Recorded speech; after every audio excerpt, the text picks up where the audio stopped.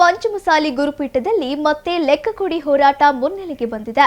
July 29ರಂದು ನಡೆಯಲಿರುವ ಗುರುಪೂರ್ಣಿಮೆ ಮಹೋತ್ಸವವನ್ನು ಹಿನ್ನೆಲೆಯಾಗಿ ಮಾಡಿಕೊಂಡು ವಚನಾನಂದ ಸ್ವಾಮೀಜಿ ಬೆಂಬಲಿಗರು ಹಾಗೂ ಲೆಕ್ಕಕೊಡಿ ಅಭಿಯಾನ ಸಮಿತಿಯು ಹೋರಾಟವನ್ನು ಮತ್ತಷ್ಟು ತೀವ್ರಗೊಳಿಸುವುದಾಗಿ ಘೋಷಿಸಿದೆ.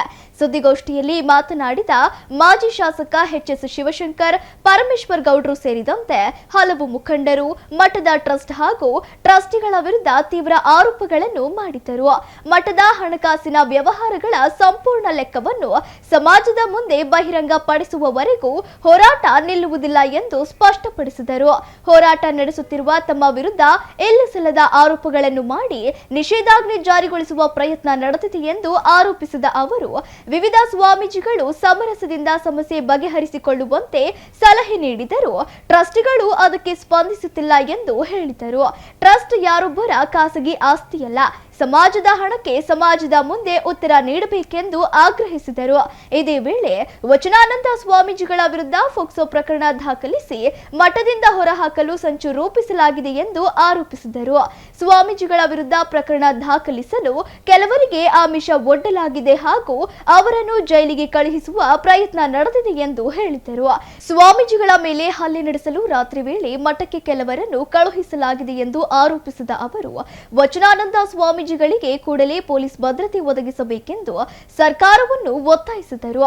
ಮಠದ ಹಣಕಾಸು ವ್ಯವಹಾರಗಳಲ್ಲಿ ಅಕ್ರಮ ನಡೆದಿದೆ ಎಂದು ಆರೋಪಿಸಿದ ಮುಖಂಡರು ಟ್ರಸ್ಟಿಗಳ ವಿರುದ್ಧ ಸರ್ಕಾರ ಉನ್ನತ ಮಟ್ಟದ ತನಿಖೆ ನಡೆಸಬೇಕು ಎಂದು ಆಗ್ರಹಿಸಿದ್ದರು. ಸ್ವಾಮೀಜಿಗಳ ವಿರುದ್ಧ ಸುಳ್ಳು ಪ್ರಕರಣ ದಾಖಲಿಸುವವರ ವಿರುದ್ಧ ಕಾನೂನು ಕ್ರಮ ಕೈಗೊಳ್ಳುವುದಾಗಿ ಎಚ್ಚರಿಕೆ ನೀಡಿದರು. ಲೆಕ್ಕ ಕೊಡಿ ಹೋರಾಟ ಏನಿದೆ, ಇದು ಧರ್ಮದ ಲೆಕ್ಕ, ಸತ್ಯದ ಲೆಕ್ಕ, ನ್ಯಾಯದ ಲೆಕ್ಕ ಕೊಡೋವರೆಗೂ ಈ ಹೋರಾಟ ನಿಲ್ಲೋದಿಲ್ಲ.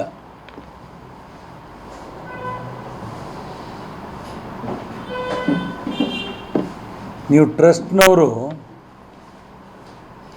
ನಾವು ಹೋರಾಟ ಮಾಡ್ತಕ್ಕಂಥವ್ರನ್ನ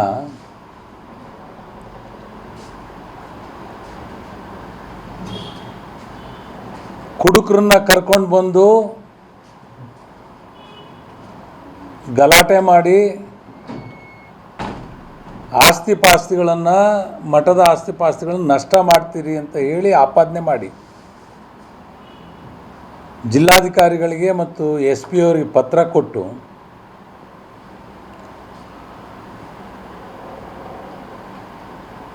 ಆ ಮಠದ ಆವರಣದಲ್ಲಿ ಸಭೆ ಸಮಾರಂಭ ಪತ್ರಿಕಾಗೋಷ್ಠಿ ಮಾಡಬಾರ್ದು ಅಂತ ಹೇಳಿ ಸೆಕ್ಷನ್ 144 ಹಳೆ ಇವತ್ತಿನ BNSS 163 ಅಡಿನಲ್ಲಿ ನಿರ್ಬಂಧಕಾಜ್ಞೆಯನ್ನು ಮಾಡಿಸಿದ್ದೀರಿ ಟ್ರಸ್ಟ್ ಪದಾಧಿಕಾರಿಗಳು ಅಂತ ಹೇಳ್ಕೊಂಡು. ಆದರೆ ನಾವು ಸಭೆ ಸಮಾರಂಭ ಪತ್ರಿಕಾಗೋಷ್ಠಿಯನ್ನು ಒಳಗೆ ಮಾಡೋದಿಲ್ಲ. ಇನ್ಮೇಲೆ ಗೇಟಿನ ಮುಂದೆ ಸಭೆ ಸಮಾರಂಭಗಳನ್ನು ಮಾಡಿ ನೀವು ಮಾಡಿರೋ ಅಕ್ರಮಗಳನ್ನು ಸಮಾಜದ ಮುಂದೆ ಬಿಡಿ ಬಿಡಿಯಾಗಿ ಎಳೆ ಎಳೆಯಾಗಿ ಬಿಚ್ಚಿಡ್ತೀವಿ. ಇನ್ಮೇಲೆ ನಿಮಗೆ ಮಾನ ಮರ್ಯಾದೆ ಏನಾದರೂ ಇದ್ದಿದ್ರೆ, ಸಮಾಜದ ಬಗ್ಗೆ ಕಿಂಚಿತ್ತು ಕಳಕಳಿ ಇದ್ದಿದ್ರೆ, ನಾವು ಸಮಾಜ ಕಟ್ತೀವಿ ಅನ್ನೋ ಭಾವನೆ ಏನಿತ್ತಲ್ಲ ನಿಮ್ಮಲ್ಲಿ, ಎಳ್ಳಷ್ಟು ಇಲ್ಲ ಇವತ್ತು. ಅದನ್ನು ಮಠವನ್ನು ನಿಮ್ಮ ಸ್ವಂತ ಆಸ್ತಿಯನ್ನಾಗಿ ಕೆಲವರು ಬಳಸ್ಕೊಳ್ಳಿಕ್ಕೆ ಪ್ರಯತ್ನ ಮಾಡಿದ್ದೀರಿ. ಉಮಾಪತಿ ನೋಡಲಿಕ್ಕೆ ಗೋವಿನ ಮುಖ ಇದೆ ಅಷ್ಟೇ. ಜನ ಏನು ತಿಳ್ಕೊಂಡಿದ್ದಾರೆ, ಉಮಾಪತಿ ಸಾಕಷ್ಟು ದುಡ್ಡು ಗಳಿಸಿದ್ದಾರೆ, 30 ಕೋಟಿ ನಾನು ಇನ್ಕಮ್ ಟ್ಯಾಕ್ಸ್ ಕಟ್ತೀನಿ ಅಂತ ಏನು ಹೇಳ್ಕೊಂಡ್ರಲ್ಲ.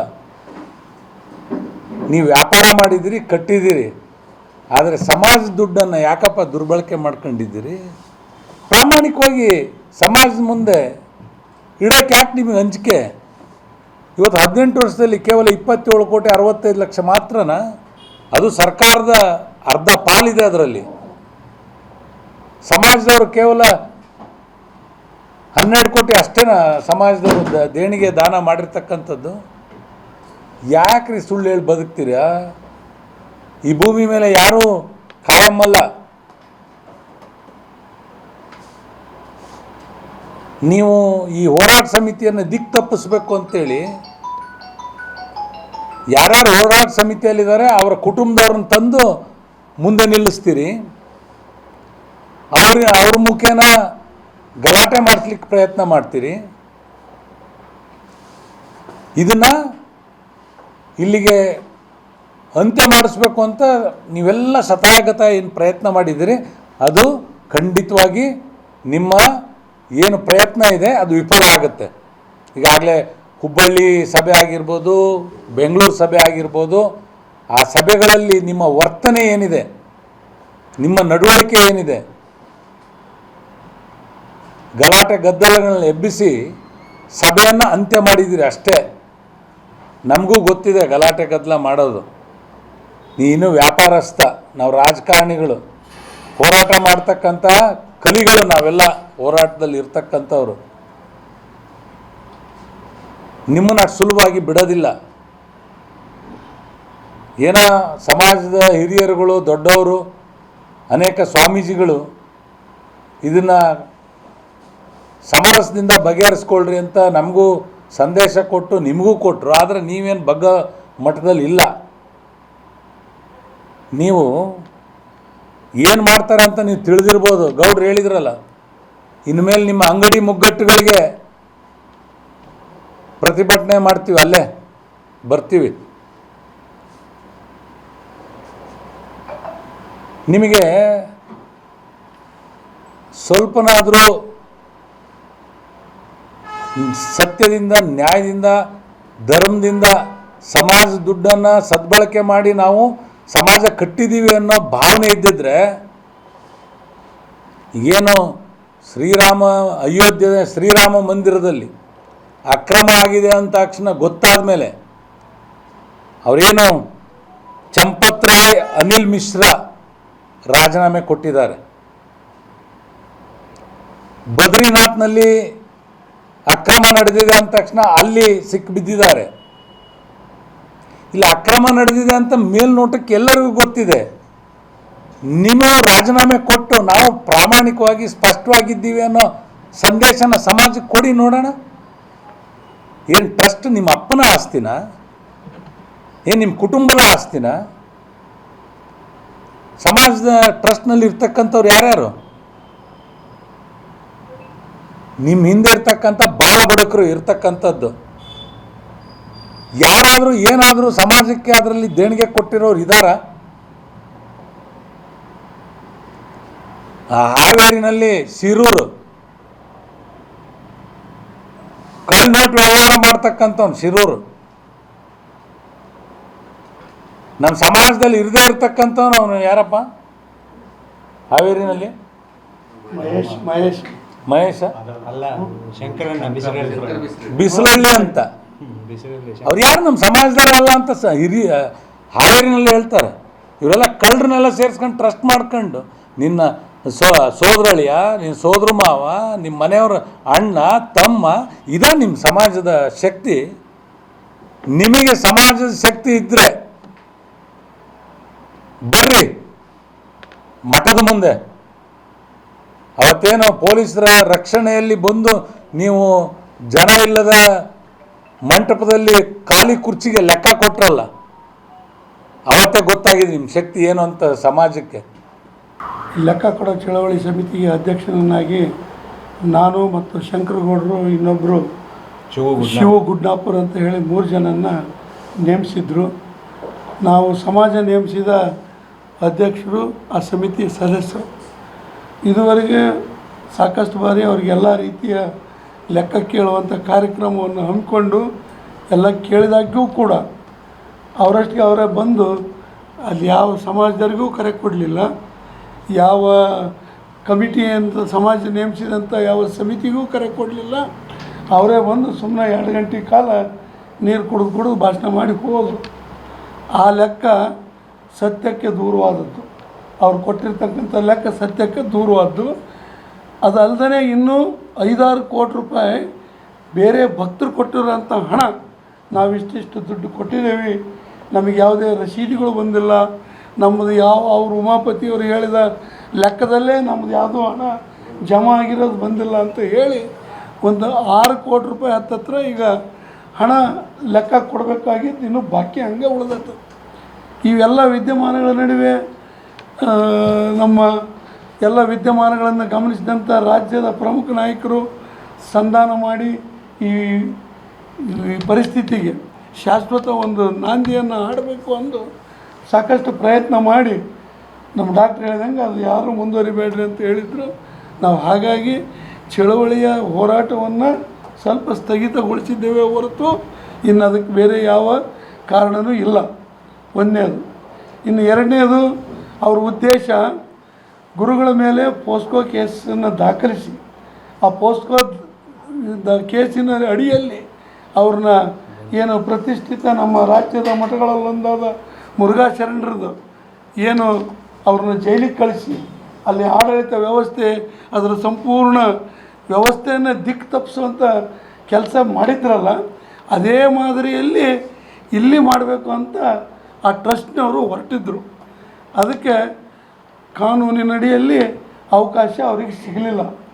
ಸಂಬಂಧಪಟ್ಟ ನ್ಯಾಯಾಲಯ ಪೂರ್ಣವಾಗಿ ಪರಿಶೀಲನೆ ಮಾಡಿ ಇವರು ಕೊಟ್ಟಿರ್ತಕ್ಕಂಥ ಪ್ರಕರಣ ಇದರಲ್ಲಿ ಯಾವುದೇ ಸತ್ಯಾಂಶ ಇಲ್ಲ, ಇವರು ಮಾಡಿರ್ತಕ್ಕಂಥದ್ದೆಲ್ಲ ಸೃಷ್ಟಿಯನ್ನು ಮಾಡಿಕೊಂಡು ಸಂಚು ಮಾಡ್ಕೊಂಡು ಮಾಡಿರ್ತಕ್ಕಂಥ ಈ ಒಂದು ಪ್ರಕರಣ ಅಂತ ಹೇಳಿ ಪೋಸ್ಕೋ ಕೇಸ್ನಲ್ಲಿ ಜಾಮೀನು ಸಿಗೋದೇ ಕಷ್ಟ.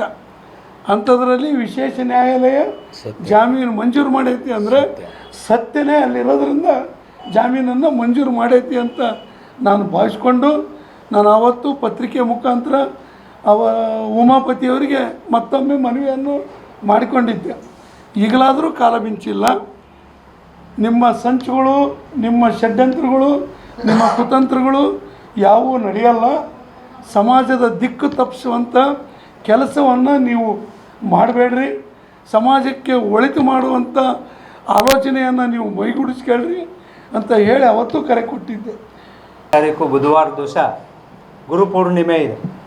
ಸೊ ಆ ನಿಮಿತ್ತ ಹರಮಠದಲ್ಲಿ ಗುರುಪೂರ್ಣಿಮಾ ಕಾರ್ಯಕ್ರಮವನ್ನು ಬೆಳಗ್ಗೆಯಿಂದ ಹಮ್ಮಿಕೊಂಡಿದ್ದೇವೆ.